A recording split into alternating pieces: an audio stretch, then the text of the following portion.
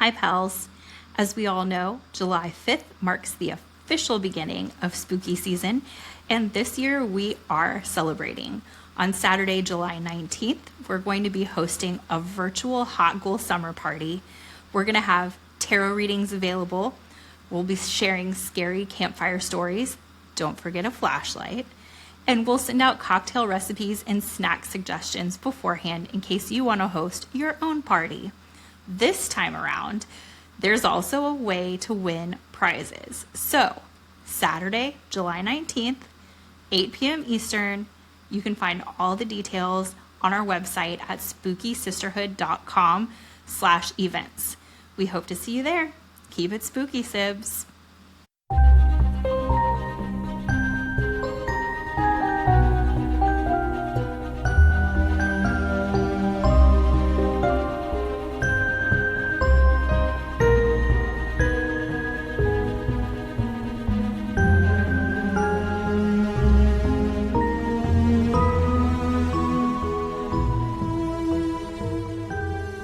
Hello, Paranormal Pals, and welcome to the Secret Society of the Spooky Sisterhood podcast.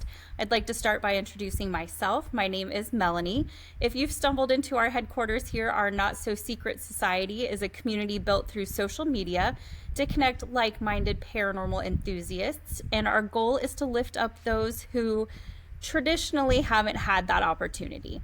We hold events both live and virtually, offer a bi-weekly blog, run a Patreon with additional spooky perks, and lots more to come, like this podcast. Each week we'll be joined by a member of our sisterhood, a special guest, or both, and we discuss one of many fascinating topics in the world of the paranormal, or what I like to call the spooky adjacent space. Our hope is that our podcast will have a little something for everyone.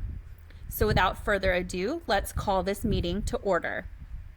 For everyone who has returned, welcome back. And for those of you who are here for the first time, we are so glad you're here. I don't believe we have any currently pressing business to attend to, so we can go ahead and move on to our program for the evening. This week, we're joined by a member of our Spooky Society, Tamantha Bowman, who is also, in this case, a special guest, along with her sister, Veronica, Roni Dawson. It's a twofer. It's a twofer. These two are the hosts of Frolicking Chronicles, which is a paranormal, travel, and cocktails with a splash of pop culture podcast. They also put on Summer Spook Nights Market Fair in Southern California. And as you may have deduced from the title of today's episode, Tamantha and Roni are twins. Twins. Yes. Though I don't know if they see this in video, so I'll take off my glasses for a second. All right, so I'm dying to talk to these two. Let's get into it. Guys, I told everyone a little bit about you two and who you are now, and I heard this on your podcast, so I was hoping you could share with us your twin facts about who was born first, are you identical, all that good stuff. So I'll start with, we are identical mirror image, which is rare. And also, I'm technically 2 minutes older, and it really never counted unless we were in trouble, which I always tell people never makes sense. But, birth order, I don't know. So are you the oldest? Do you guys have older siblings? So when we grew up, it was us being the eldest part of the 4 children our mom had. So we have 2 younger sisters, half sisters, but they're our sisters. We all grew up together. And then we recently connected to our older siblings. So we have an older half brother who does definitely the big brother role. He's amazing. Love you, Jim, so much. And then our older sister, Michelle. She's a sweetheart. Total sweetheart. And so you guys have just recently connected? Yeah, within the last 2 years, 2.5 years, or maybe 3. I don't know. Time flies. Yeah, when you're I think about 3 years. Yes. Wow. Yeah, so it's been fascinating. We have a big family contingent in San Antonio, Texas. Yes. Oh, okay. They roll deep. Yeah. Is that where you guys grew up? No, we had a little spell there, but mostly, Roni, do you want to take this one, our little joke? Our joke is that we grew up all along the 10 freeway here in California. Yeah, from East LA to Ranch Cucamonga. Yes, and the San Antonio dynamic, we did live there briefly when our parents were trying to work on their potential marriage at that time. But our mom actually is from Detroit, Michigan, and she moved here when she was about 14 years old, and that's why we're here. And we're very grateful for it. You know, we're absolutely Hollywood babies. Mm-hmm. So you guys grew up along the 10. Yeah. Talk to us a little bit about your childhood. Did you grow up with spooky stuff as part of your life? Well, we were born into it. Yes, that's the truth of it. Sis, you want to speak on it, or you want me to chit chat? Well, I can just say that we were born into it because we're October babies. We were due on October 31st, which is Halloween. But with most twins, they come early. So we were about 3 weeks early. And so our birthday is 10. So everybody remember October 10th, Frolicking Chronicles birthday. And then Roni, we used to say about mom, like just being involved, like loving Halloween. So our mom was obsessed with horror. I think at some point when I was about 22 years old, I realized she had about 300 VHS tapes of all horror, like Hellraiser, Psycho, all of the films she had. And so when Tamantha says we literally were born into it, between being October babies and then also our mom being a horror queen, it's almost like we didn't have an option, you know. You add into the fact that we are obsessed with historical locations and properties, and everything that comes alongside of that mostly is going to be some sort of ghost story. So that being said, I think it just was a natural gravitation pull, and certainly we have spooky ghost stories that have arrived here and there throughout our lifetime. But our mom grew up in a 3-generational home in Detroit, and she very much shared her paranormal experiences. So there you go. Oh, wow. So you've been hearing paranormal stories probably for most of your life. Is that something that you guys were into at a young age, or did that kind of come later on? We were thrust into it. You know how you hear how parents throw their kid in the pool so they can learn how to swim? Yeah. So I can only compare it. We were at the drive-in movies, and the movies we were seeing were Amityville 1, 2, and 3 backwards. So 3, 2, 1. And we were in the back seat of, I can't even remember the make and model of this old car, but we were so petrified that we used to have bunk beds. This is when we lived in Baldwin Park, I think, sis. Yes, it was Baldwin Park. And so then we slept with each other in a little twin, bottom bunk. Aww. And I still remember those nightmares of seeing things coming in and out of the wall. Well, and that happened, I'll say, one of the first paranormal experiences that we had, I believe we were about 7 years old, and we were living in Almonte. And, it would be a series of clustered little houses, one main driveway, some parking spots, and then we each had these like little homes. And I can remember being absolutely afraid, hearing some whispering and like, ooh, kind of situation, and somebody rubbing my back. And I didn't want to look up, but Tamantha and I braved up at some point, and I see that at this point our bunk beds were like twin beds, right? They weren't stacked on each other. They were kind of like side by side. And I was braving up to go run to her and jump on her bed, which was taller than mine. So I had to like, really get some gumption going. Oh, and then I got up there and I said, do you see him? I remember saying that to her. Do you see him? And we literally saw these, apparitions going into our closet. And we're 7. So this is pre-Poltergeist. Yeah. But when we went and saw the film Poltergeist at 13, like our mom dropped us off. She was like excited. We're going to the, interior it was our theater. first walk-in movie, I think. Yeah, for us on our own. Yeah.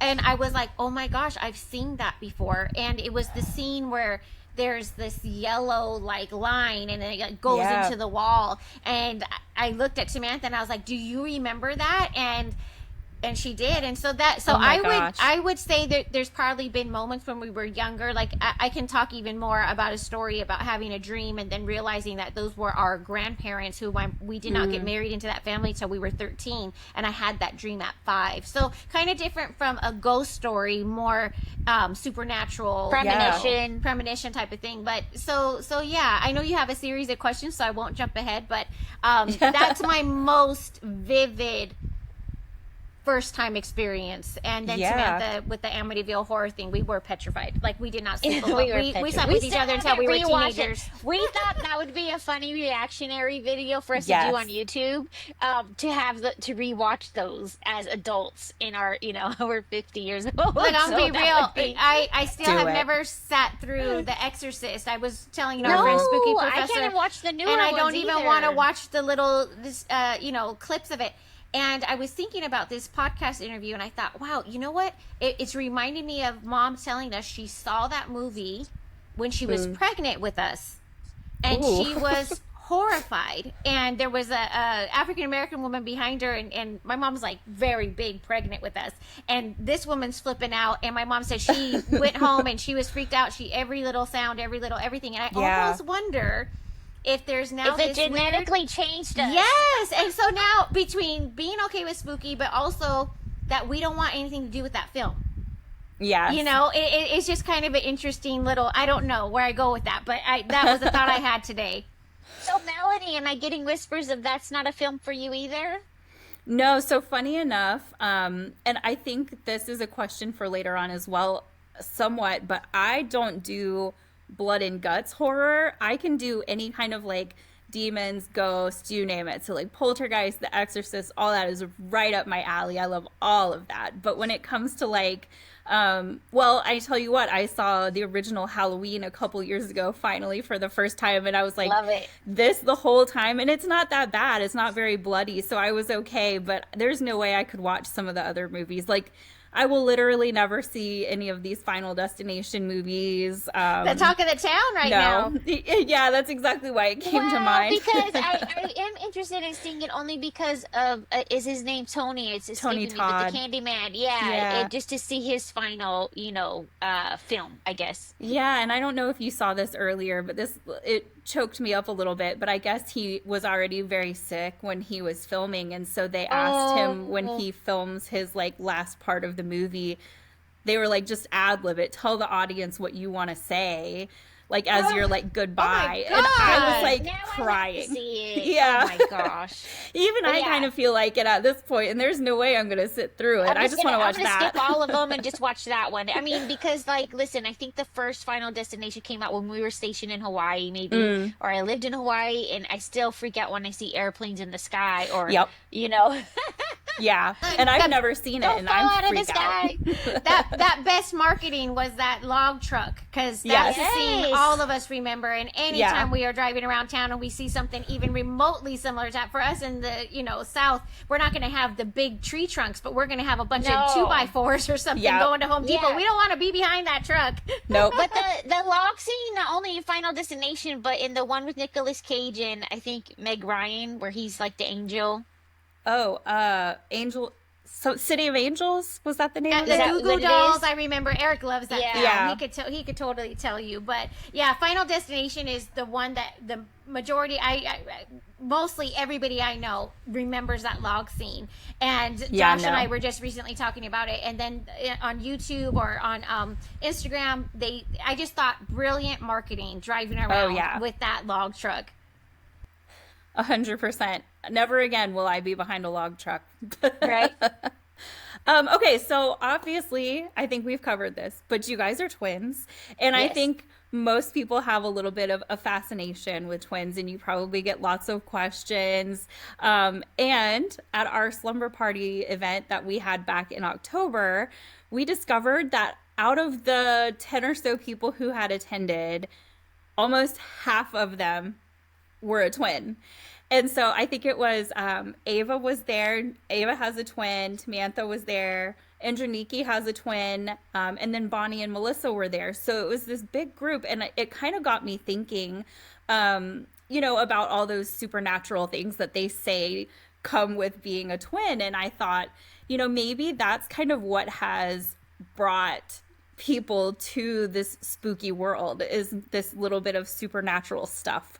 But I wanted to ask you guys, obviously, some of these questions, and I want to go ahead and just get some of the more common ones out of the way. I promise we're not going to just talk about those same standard questions you get all the time, all night. But let me ask you the one you get all the time. Can you read each other's minds? And do you feel each other's pain or each other's like emotions? Do you want to speak to it a little bit, sis? Me? Okay. So I think that whenever yes, the answer is yes. Plain and simple. There have been times where Roni has felt a little off, only to find out, you know, weeks later that I was in a car accident. There's been times I've had severe stomach ache, and then found out Ronnie's getting her, you know, she has a not appendicitis, or, you know, she's getting her gallbladder out or something. Yeah, my gallbladder. Yeah. And so there's those moments too. And I think when it comes to reading each other's minds, this is why I was saying, like, oh, did you see Sinners yet? Because I think when you're born with somebody and you just kind of ebb and flow. You see this in twin athletes. There's a scene in the movie Sinners with Michael B. Jordan, who's playing a set of twins, which was incredible.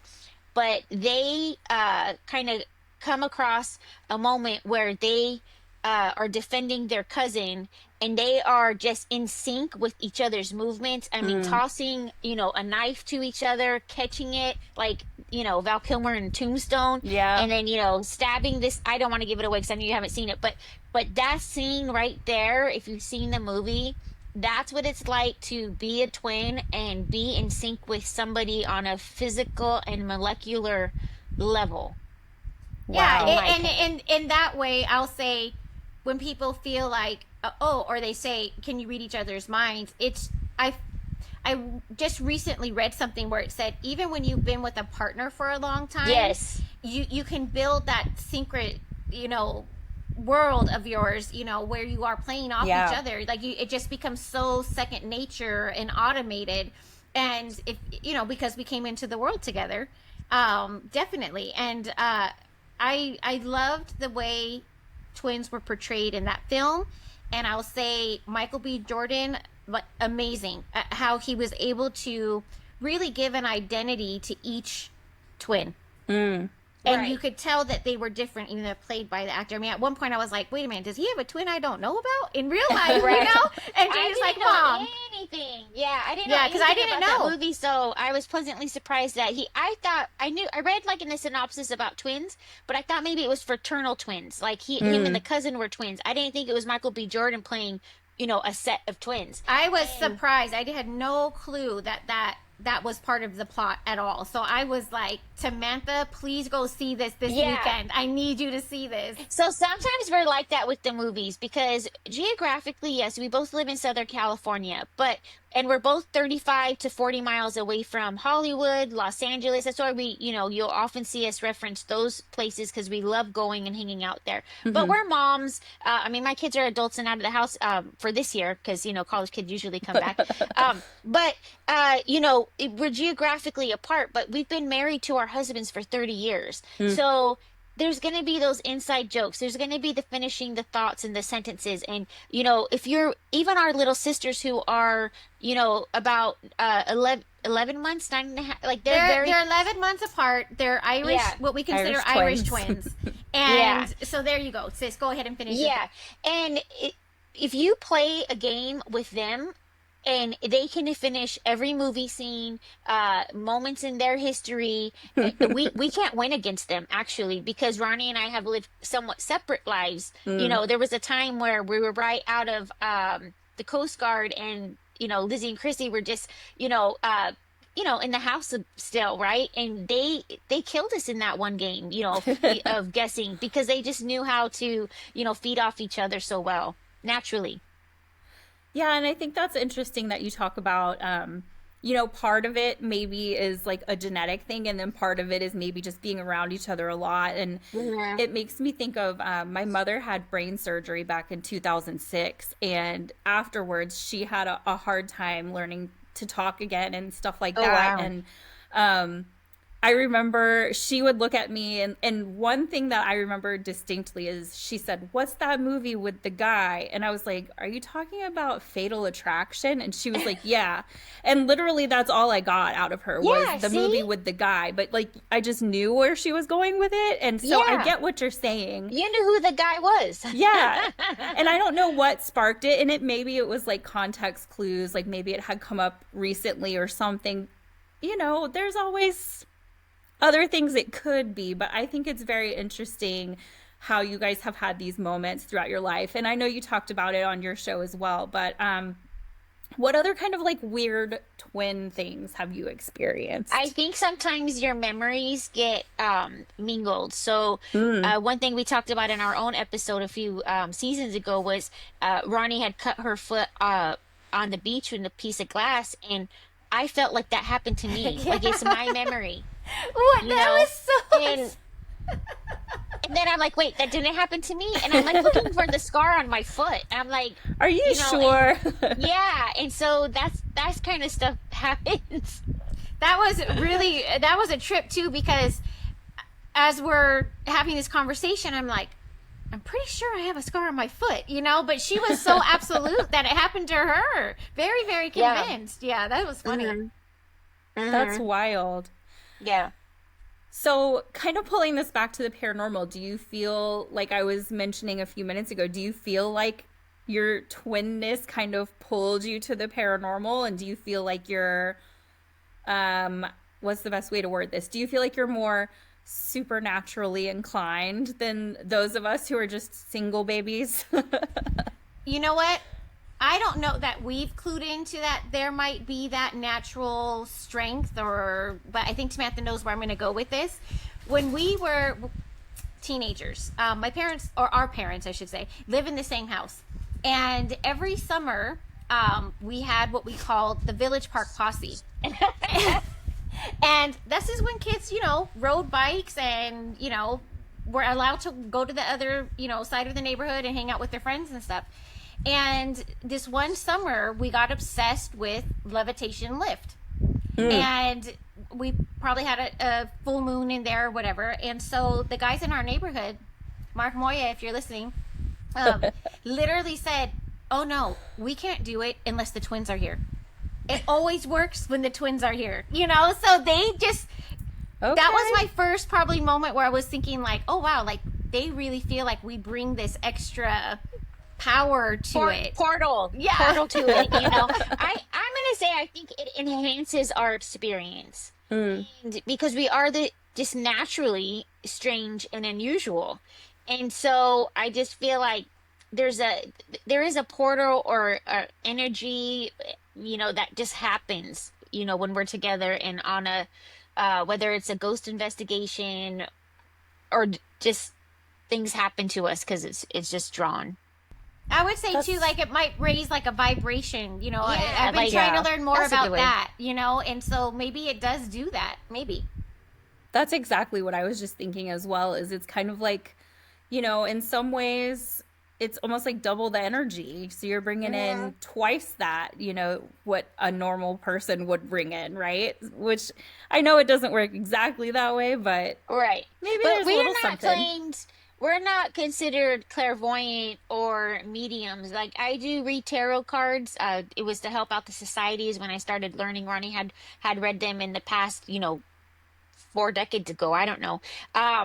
But there are some things that happen, but I don't think you have to be a twin or multiple birth to have that. Sure. I wonder now that you just said the way that you said that, I wonder if like quadruplets have four times the power. Right. I want Like, to where did know. Fantastic Four come from? I mean, Well, yeah. and if you think about, you know, our pop culture thing, movies, or not movies, I should say, TV shows like Charmed, The Power of Three was and they were Yeah. sisters. You know, they weren't triplets from my understanding, but they were sisters, and it was Just The Power of sisters, Three. yeah. And it was very honed in on during that show. So there might be something to that. Yeah. That's a really good thought. We'll definitely have to put a pin in that and think about it and come back to that because I think that is so interesting to think about. Um, so I know that you guys are obviously super into the paranormal and everything, and you've done some investigating together. Do you feel like being a twin gives you any advantage when you're out there investigating, or do you feel like it gives you any kind of disadvantage? I I think the advantage would be that we will have a series of texts of who's bringing what equipment, and we build off of that. Now that happens not only in our paranormal investigations, but any event we have or something we're attending to. For instance, even just yesterday for our friend's birthday, like, oh Uh-huh. hey, you got the appetizer plates, you got this, you know. So there's that. Um, but I do think people are excited when we do show up together to events. I do think it does heighten their experience in some way. I don't Yeah. know. That's not to be like a conceited thing to No, say, or no. I don't know. I just think that just somehow it amps up everything. Also, it's just our natural charisma. If I do say it, we could be a lot for some people. We can be a lot, but and not intentionally. But I think Sure. Yeah. too, just leaning in on the whole, do twins bring something to the table during a paranormal investigation? And I do. If people are curious in the real world, would spirits be curious also in that realm? So Yeah. I think that kind of begs some questions there. Like Samantha said, we do play off each other very well, and we also know what to expect from each other, especially having a we have at least a dozen or so investigations under our belts between the both of us. So there's no figuring out as we go when we're on an investigation. We already kind of are in sync with each other and what we're going to do, and I think that logical part, it does add to that experience, what Samantha was saying. Yeah. I Okay. will also say too, I think we come with our own level of protection, just Hmm. us being a united front. So for instance, we were investigating the Kellogg house in Santa Ana, California, and Ronnie and I were at the top of the stairs standing in front of a door.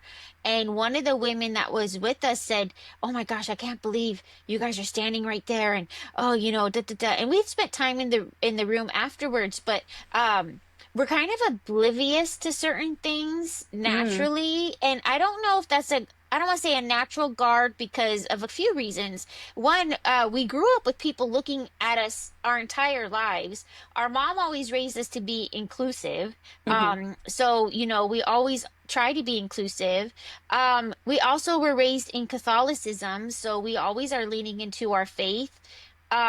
So much so that we sometimes go, oh, it's good to be guarded, but then maybe we shield. Almost, Mm. like the Bella, from Twilight. Like the shield is very strong. Agreed. We can be very guarded. We definitely have our Yeah. protections up for sure.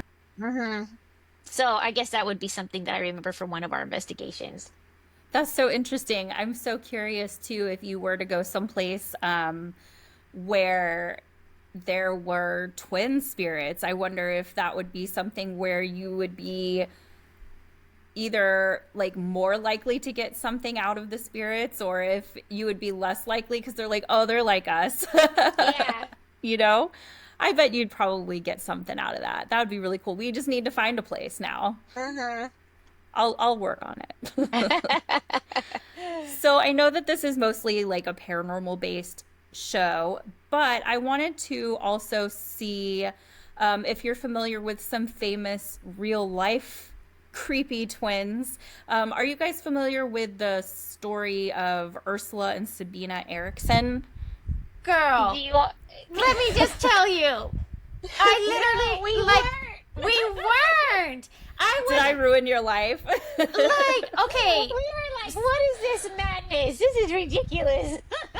literally, Samantha and I do not do true crime on our show. Been asked so many times, like, will we do true crime? And there's, unfortunately, there's been incidents like in Kodiak, Alaska, where we spent a lot of time while we were in the Coast Guard, and so we've kind Yeah. of sometimes think about doing those kind of things. But my Or it God, rolls in on another episode, like we're talking about True Detective, or Yeah. we're talking about Once Upon a Time in Hollywood, and so we're gonna bring in the Manson murders because of Sure. that. But that's about as far as we go with the true crime, I would say. So I told Tamantha, I said, okay, I had a big full weekend. We celebrated our friend Dante yesterday at Slashers in Costa Mesa. So if anybody's listening and you're in SoCal, please go check out Slashers, Axes and Ales. It's like the best time. And so I said, oh my gosh, I need to review these questions from your girl. So I literally was watching YouTube vids on both the sets of twins that you had shared with me. I had no clue. And I'm going to say this, because we're twins and it's all we really know is us being twins, I don't think to look at other twin stories. Yeah. So I was I'm all, how do I unsee that? You know? Oh no. I mean, it's once hard. Again, we don't do true crime. So I love the videos, and maybe I'll share them somewhere. But somebody had shared a video on there, and I loved how he gave the disclaimer, and he gave a symbol and like a beeping sound to warn that there might be a sensitive, image coming up, kind of thing. And I trigger love alert. that. Yes. I did not. I don't think I watched whatever you watched. I only saw a snippet about the Ursula twin, and then we started texting. I'm like, what is this? It's a lot. It's a lot. And I haven't watched any videos about it, thankfully. I heard about it on another podcast, and it has stuck so hard in my brain that I actually didn't even have to go look it up the other day. I remembered that one first thing, and then I couldn't remember the twins. The silent twins? Called the silent twins. Yeah, so I have their names because I wrote my notes from what you gave me. June and Jennifer Gibson. Yep, Gibbons. that's right. And Gibbons. I guess Focus 24, so they're coming out with a movie on these twins. And I think it's I'd love for us to talk again about what we feel about once that movie comes out, because just the short story on YouTube, once again, I'd never heard of them.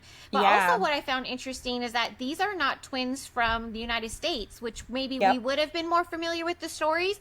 The first set of twins was from Sweden, and the other ones were, I think, immigrants from a Jamaican culture of some sort, and they came to the UK. And so I think there was to me, off the top, was like, oh, there's layers to these twins and why they are the way they are and what they became.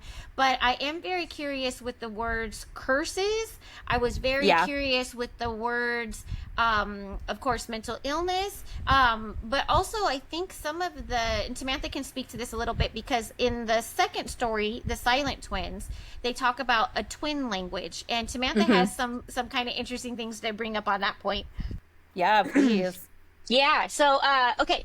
So our listeners may not know that we're talking about the silent twins and the Ursula and some other twins, but I'm glad you said that they were not here in the United States. Now, one thing we do get asked, and people reference this all the time with twins, and there's funny viral videos about the twin language.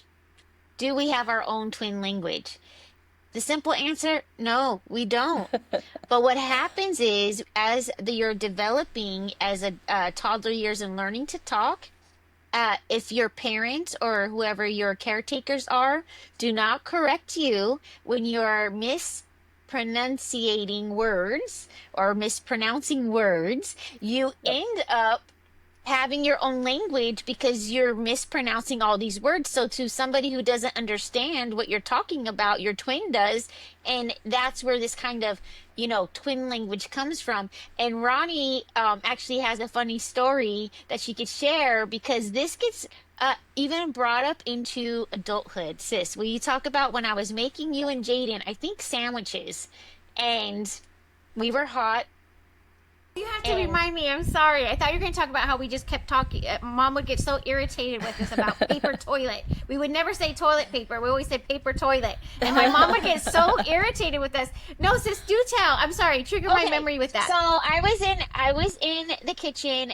Roni and Jaden were over. We were probably filming a reaction video or something to do with Frolicking Chronicles. And I said something like, no, it's just so suffocating. Now she's laughing, so now you gotta say. So, I miss this word up so much. So I always say suffocating instead of suffocating. Like you're suffering. Yeah, so that's what I said. I said it wrong. I said suffocate. No, Jaden, I'm suffocating. And he starts laughing so much. And I'm like, what? You know, we're like in our late 40s at this point. And Ronnie starts cracking up and she's like, oh my gosh, Jaden has been calling me out for saying that word wrong. I go, what? I am suffering. And That's she too goes, much. it's suffocating, right? Is that how you say it? 'Cause I'm now, pretty now sure. I'm giving myself a Yeah. complex Now, over it. it's just, we just live how we live. That's it. And our family has to put up with it. Guys, that's exactly what it is. It doesn't matter, what we're doing. We're just doing us. We're not paying attention to what's going on all the time around us, unless it's like a safety situation. I'm always mindful. We're like Watcher 6, kind of thing. But other than that, we're just focused on us being in the moment, and we're not thinking about too much else. Well, and it gets the point across, right? Like, I knew what you were saying. I knew where you were going with it. So you don't technically have a twin language, but you kind of have some things that pop up here and there. Yeah. Well into adulthood. So, speaking of creepy twins, too, I know that you're a big fan of horror, and we are obviously going to talk a little bit about Sinners, which I have not seen. I probably will not see it, to be honest with you, just because I am so squeamish. But there's so much goodness. Just watch the first 3 quarters, and that's then what hide somebody behind else your said. eyes, because Yeah. it's really, It's so much it's more really than phenomenal. horror. It's so much more more than horror. And So we're not into gore, so I'll tell you Yeah. that much. Like, Okay. please feel go like- see it. Support it. We need you to support it. And when Oh, you see yeah. it, you're going to say, oh, I get what they meant.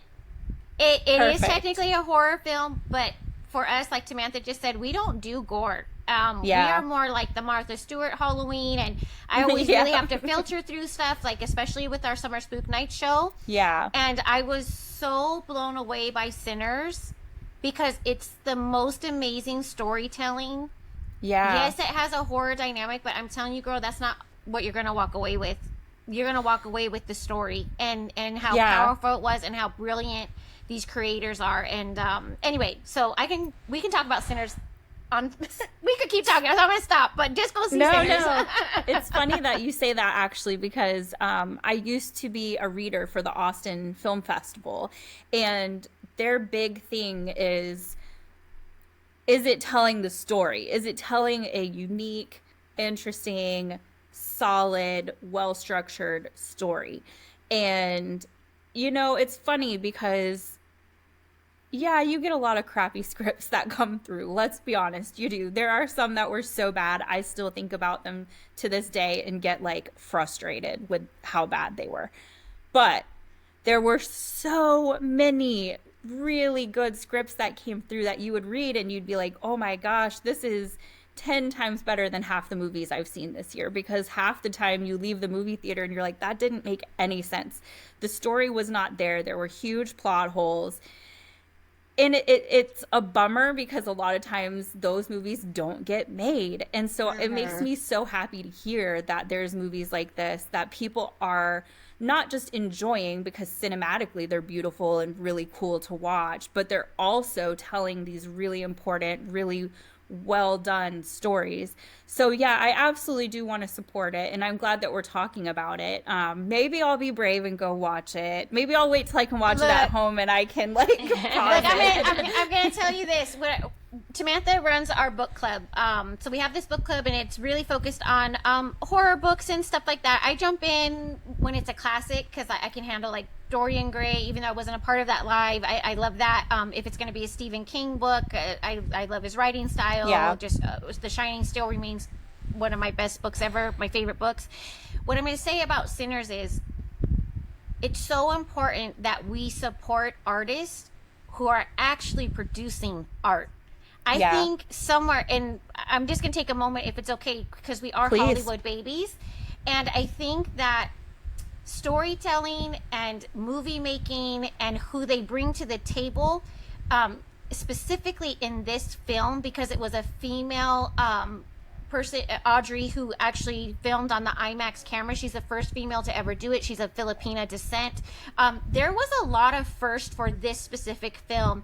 And for Ryan to come from Oakland, like, you want to talk about, you know, Tamantha kind of leaned into this just a few moments ago, where she was saying, we are just doing us. And so sometimes we are isolated in our own worlds, and I'm not paying attention unless somebody brings it to my desktop, like, hey, check out this story on these twins. We really are in this bubble. So that being said, it's so fantastic, the authenticness. Ryan is just Ryan. That director is just that director. And because he had success with Black Panther, which is Tamantha and I's favorite Marvel movie, he had success with Fruitvale. That was his first one out of college. That's why I'm saying, like, I'm gonna root for you, Mel, to like get past your fear, because this movie means so much more and is so much more than just a horror film, because there's all these layers in the back of it, you know. And because you have that experience with being a PA and being part of that film festival, I think you're really gonna understand, like, when people say that film almost feels like two movies in one, that horror thing is like, I literally forgot about it. You're so immersed in the storytelling, and it's just such a beautiful film. So I can't not talk about Sinners and why people should go see it while it's in the theaters, because that's the important part, right? Everything comes down, once again, us being Hollywood babies, the big blockbuster movie. Like, I honestly, and I don't care if people hate on me for this, I didn't like Avatar. I thought it was eye candy. I thought it was a predictable story. I could not stand. I could be watching that movie on my TV. I cannot. And so, but my husband loved it. My son Jaden loved it. I will die on a hill for Sinners. It just hit my heart. It hit just as being a creator, and like really what that art form is supposed to be about. Not just about getting something hurried and rushed to the movie theater. Let's make all our box office money, and then, oh wait, can we make this into a sequel? Can we make this into it? No. And then there's aspects of that film that if you don't see it, you won't understand. Like, there are stories within that story that they could branch out, and Tamantha and I will be the first ones in line to go buy the tickets, basically. Okay. Sometimes I will buy a ticket even if I can't go see the movie, just so that I bought a box office ticket. You know, like I do that as well. Like a cheaper version. And that was my point. Our Frolicking Chronicles book club, Charlene Trost, she's been a longtime supporter of Frolicking Chronicles. And thank you, Charlene. Thank you, Charlene. She supports Patreon. She's just always been in it for us. And what I was going to say was, she also doesn't very much do horror. And so she was like raving up, and she wanted to see Sinners. And I said, go see a matinee then. Go see a matinee. But see it at the theater. See it in that 70 millimeter if you can. Like, it's just amazing. I would definitely do it if I could see 70 millimeter. That'd be amazing. I don't know. I'll have to look and see if it's anywhere around here, but I don't know. That would be great. And I agree with everything you just said. I think that it's all really important, just like it's important to celebrate and to patronize small businesses, you know, just like it's important to go to museums, to go to concerts, to do these things that, you know, it's easy to look at them and say, oh, these concerts are getting so expensive. They're like a thing now. And we were talking a little bit earlier off the air about the Beyonce concert and like how the tickets have become like a whole unboxing with all this stuff. But like, it's so important to celebrate the arts and to promote and patronize the arts, because it impacts so many other pieces of society. And these stories need to be told. And it's not happening in other places. So you've got to have these other avenues, and these avenues that probably are going to reach people that wouldn't get it otherwise as well. So yeah, I agree with literally everything you just said. I couldn't have said it better. Thank you. I appreciate it. It's just, once again, if people like us don't support that, then who's going to? Yeah, absolutely. And this is another way to get these voices heard, is that we just keep talking about it. Go do it. So anybody who's listening to this, if you have not seen Sinners, you better go see Sinners, and then check up with us. I will buy the physical media. I will have the DVD. I hopefully they did all the extras, because that's why having a DVD is amazing. Can you imagine the extras that are going to come with that too? It's going to be crazy. Yes. Maybe I'll watch the extras first. And no, I'm just kidding. Okay, so we are coming up on the end of our time, but I definitely would love to ask you guys to tell us a little bit about your podcast and how it came to be and how people can find you. Okay, Ronnie, I mean, the podcast, she always wanted to do a podcast. And I wanted to at least be done with my military career before I started speaking because, again, Mm, we're just us. There is no filter. We're pretty much open books. There's very little that we, yeah, hold super close to our heart, like, that we don't talk about unless it's somebody else's story to tell. Because we try and keep that mantra even with our own children. sure. Uh, so, but Ronnie had the idea of, well, we were frolicking. I won't say the word anymore because it's not appropriate. Romania had to do with it, and so Mm, we rebranded. And Ronnie always wanted the Chronicles because of the Victorian times and yeah. all the work she does at the Etiwanda Historical Society. And so we just merged the Frolicking from our previous name with the Chronicles. We worked with one of our friends to do the art design. And the first story we decided New Orleans is with our Yes. hearts. And so one of the things, I had a paranormal experience at a restaurant there.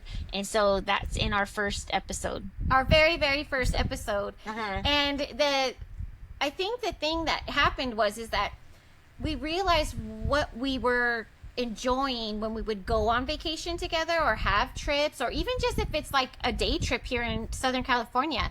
And Tamantha at that time was very active with her son Trent and his skateboarding, and had been visiting Winchester House like quite a bit. Oh, And yeah. so when we would get together and we would have our family barbecues, or Tamantha and I having our chit chat time, we started to notice a pattern. We were always visiting something historic. Hmm. That historic location always ended up having some sort of paranormal situation attached Yeah. to it. We were always enjoying cocktails, but we also were very much immersed and paying attention to what's going on with pop culture, being the Hollywood kids. And so with the podcast, we started really talking about having a podcast, I want to say way back like 2014. And then because Samantha had her military service, she was like, look, I just really can't speak freely. And I'd rather us wait until, I can be retired and then I can speak freely. And Yeah. and in truth, there is that. Anybody who's in the military knows that.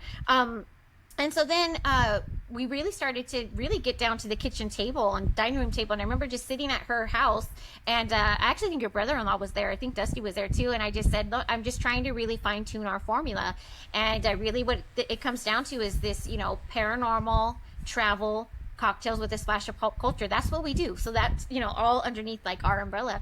And it's been pretty fun. I think one of the best things too for us is that we started to really see, and we were talking about this off the record or off recording, was the whole paranormal shows and who was being casted and the age demographics of people. And so one of the things I'm most proud about our podcast and what we do is, number one, it's 100% women owned. Number two is 100% veteran owned, because we're both United States Coast Guard. I salute my sister all the time. But the other thing is that it's an extension of ourselves, and we're very proud that it's anti-ageism. The podcast is going to go on for as long as we want the podcast to go on. Yeah. It's not Yeah. about the looks, and it's not about us necessarily being twins, even though all those things, like, definitely people are interested in.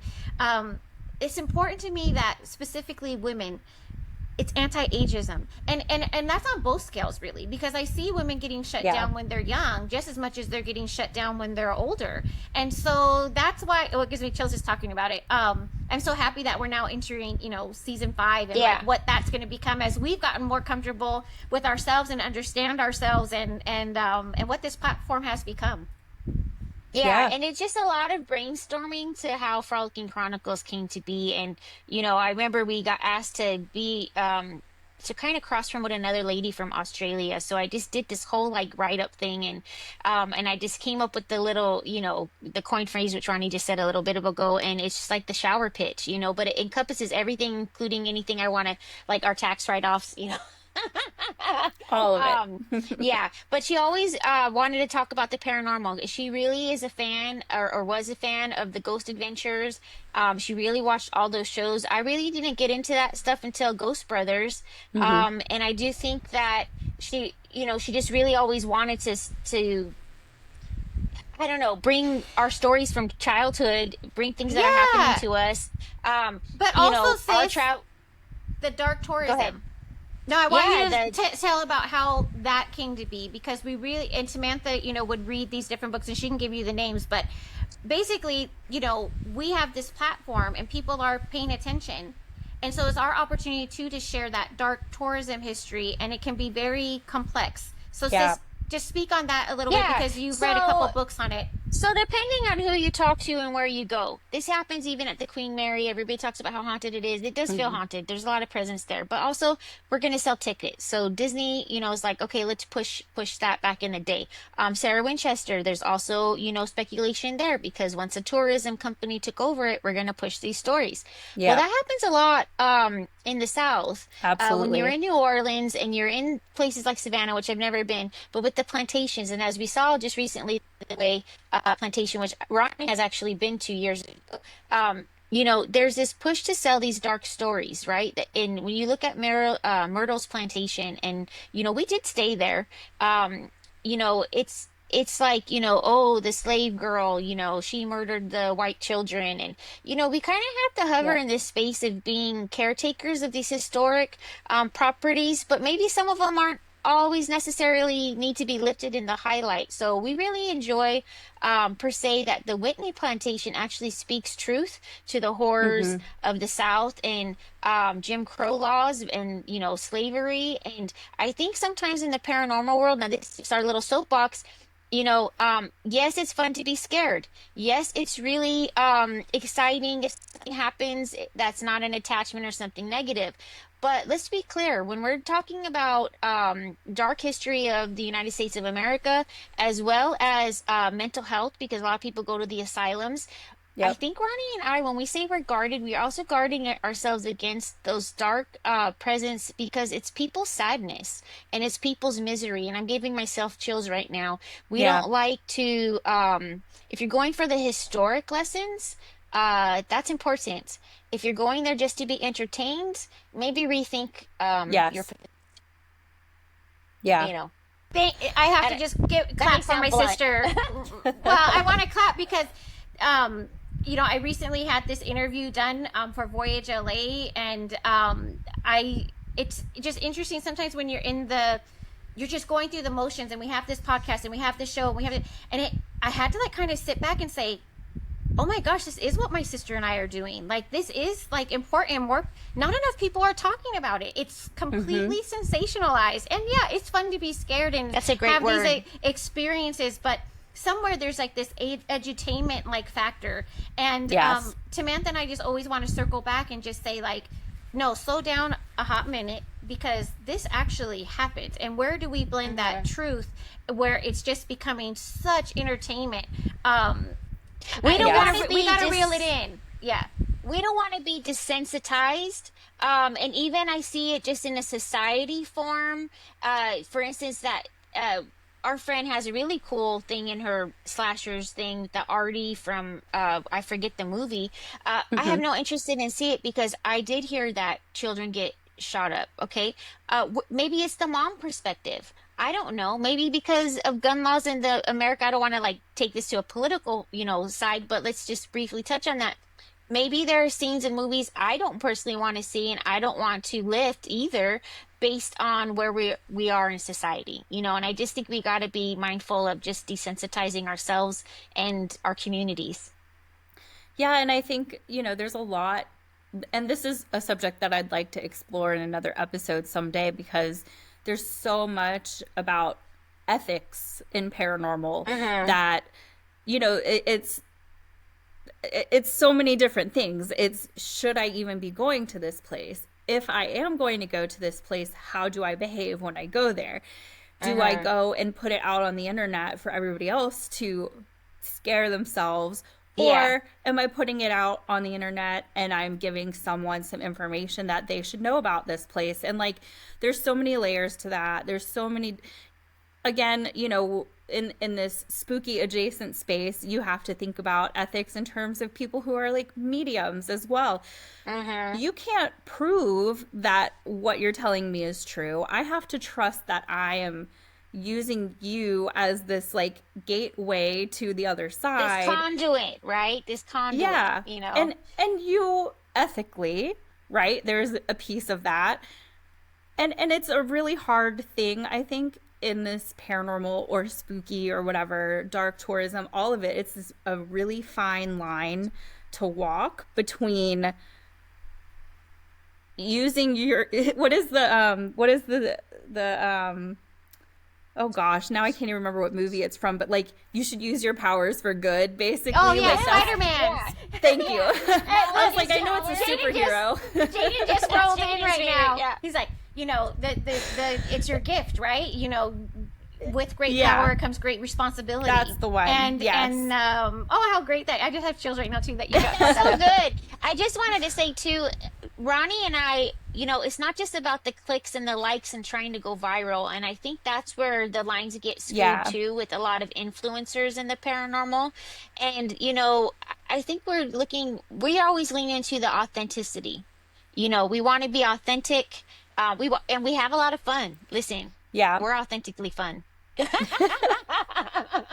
And you can be both. That's Mhm. okay. It's okay to be both. Both things can be true. Yes.